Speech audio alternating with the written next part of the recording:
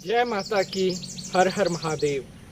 मैं पंडित नितिन शास्त्री आप सभी दर्शकों का आज के एपिसोड पर हार्दिक स्वागत करता हूं। उम्मीद है आप सभी अच्छे होंगे और भोलेनाथ की कृपा आप सभी के ऊपर बनी रहे।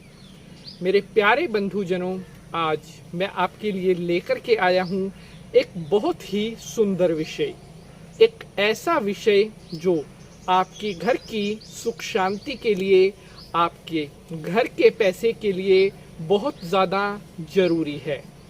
अगर आपके मन में बार बार ये प्रश्न उठता है कि मेरी आर्थिक स्थिति कब ठीक होगी, मेरे पास ढेर सारा पैसा कब आएगा, मेरे परिवार में सुख शांति कब आएगी, तो आपको आज का यह एपिसोड पूरा देखना चाहिए। आज के इस एपिसोड में मैं आपको बताने वाला हूँ 5 ऐसे पौधों के बारे में जो सावन के महीने में लगाने बेहद शुभ होते हैं। हमारा जीवन, हमारी संस्कृति, हमारा हिंदू सनातन धर्म कहीं ना कहीं पेड़ पौधों से जुड़ा हुआ है। पेड़ पौधों के बिना हम जीवन की कल्पना भी नहीं कर सकते। हम जो सांस लेते हैं वो वायु भी हमें पेड़ों से ही मिलती है। पेड़ों के बिना सृष्टि नहीं चलती। उसी प्रकार से हमारे ज्योतिष शास्त्रों में पेड़ों का इतना महत्व बताया गया है कि अगर आपके ग्रह कमजोर हैं, आपके जीवन में परेशानियां चल रही हैं, तो किस पेड़ के लगाने से आपको क्या फल मिलता है। मेरे प्यारे बंधुजनों, आज मैं आपके लिए लेकर के आया हूं 5 ऐसे पेड़ जो बहुत ही शुभ, बहुत ही ज्यादा पवित्र और बहुत ज्यादा पैसे को देने वाले, सुख समृद्धि को देने वाले बताए गए हैं। मुझे आशा है आप सभी भक्तों को आज का यह एपिसोड बेहद पसंद आएगा।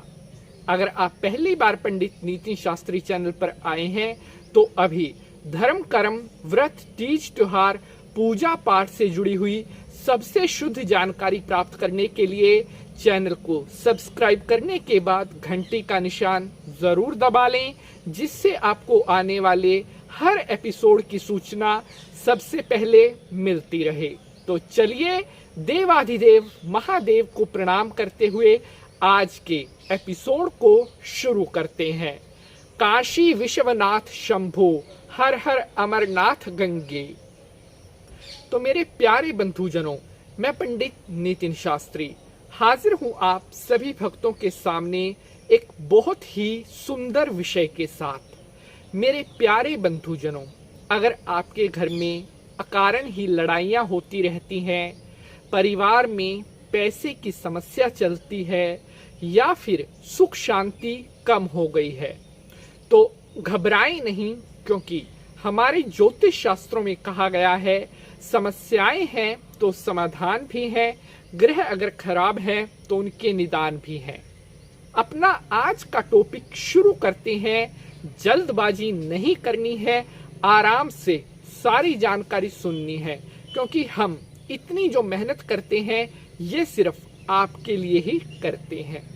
तो सबसे पहले पौधे की अगर हम बात करते हैं तो वो है बांस का पौधा। जी हाँ, बांस का पौधा घर में लगाना बहुत ज्यादा शुभ कहा गया है।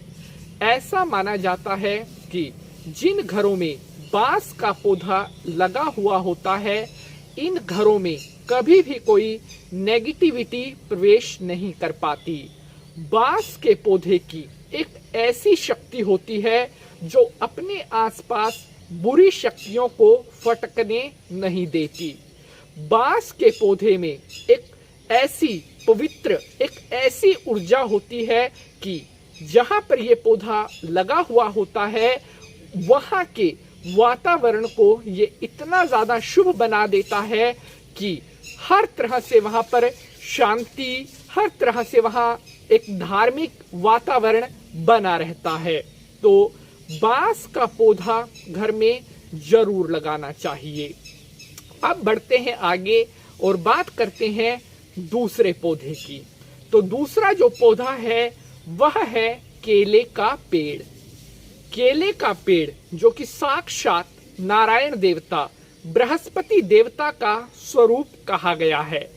जिन घरों में केले का पेड़ लगा होता है, ऐसे घरों में कभी भी सुख संपत्ति की, कभी भी पैसे की कोई कमी नहीं होती। एक चीज आप यहां समझ लें, केले का पेड़ कभी भी घर के मुख्य आंगन में नहीं लगाना चाहिए। केले के पेड़ को लगाने की जो सबसे सही दिशा है, या तो अपने घर के पिछवाड़े में या अपने घर के बैकयार्ड में, ऐसी जगह पर आप लगाएं कि जहां से आपको आते जाते हुए वो बार बार दर्शन ना हो। क्योंकि साथियों, बृहस्पति देव की जो है ये पेड़ कहा जाता है, नारायण देवता का स्वरूप कहा गया है। आपने मंदिर इत्यादि में भी देखा होगा कि केले का जो वृक्ष लगा हुआ होता है वो या तो पीछे की साइड लगा हुआ होता है या फिर ऐसी जगह लगा हुआ होता है जहां पर ये मेन आंगन से थोड़ा हट करके होता है। तो जिन घरों में बृहस्पति का जो एक केले का पेड़ होता है, उन घरों की सुख शांति भी कभी कम नहीं होती। बढ़ते हैं आगे, बात करते हैं तीसरे पेड़ की। तो तीसरा जो पेड़ है वो है बेल का पेड़। जी हाँ, लक्ष्मी माता को बेल का पेड़ बेहद प्रिय होता है और विष्णु भगवान की पत्नी लक्ष्मी माता है। अगर लक्ष्मी माता आपसे प्रसन्न होंगी तो स्वयं विष्णु भगवान भी आपसे प्रसन्न रहेंगे।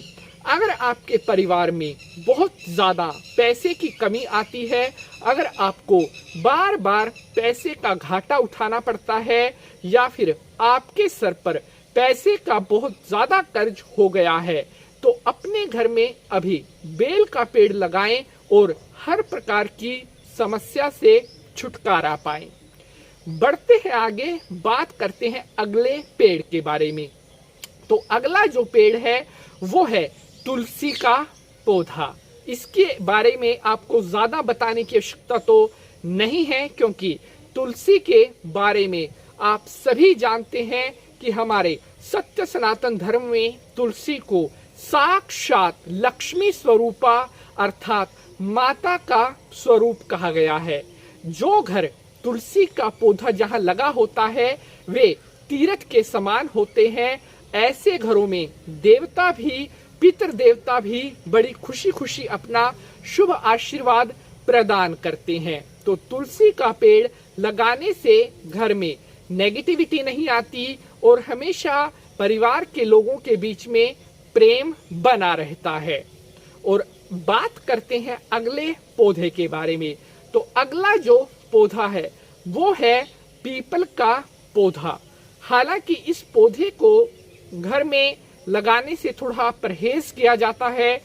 इसको आप शिवालय में भी लगा सकते हैं और किसी अन्य धार्मिक स्थान पर लगा सकते हैं, लेकिन पुण्य आपको उतना ही मिलेगा जितने अन्य पौधे घर पर लगाने से मिलता है। पीपल के जो पेड़ है इसके अंदर साक्षात ब्रह्मा, विष्णु और महेश का निवास कहा गया है। पीपल का पेड़ जहां पर होता है वहां पर दूर दूर तक नेगेटिविटी का नामो निशान भी नहीं होता। पीपल के पेड़ की नित्य रूप से पूजा करने पर कभी भी पितृदोष नहीं होता। और अगर शनि ग्रह से जुड़ी हुई कोई समस्याएं चल रही हैं तो उसके लिए भी विशेष रूप से पीपल की पूजा की जानी चाहिए। आपके सभी दोष समाप्त होते हैं। तो ये प्यारे बंधुजनों, आशा करता हूँ दी गई परवृक्ष जानकारी आप सभी को बेहद पसंद आएगी। अगर आज के एपिसोड से जुड़ा हुआ आपका किसी भी तरह का कोई प्रश्न है तो आप हमारी ईमेल आईडी पर हमसे संपर्क कर सकते हैं। अगर जानकारी पसंद आई है तो लाइक, शेयर और चैनल को सब्सक्राइब करेंगे।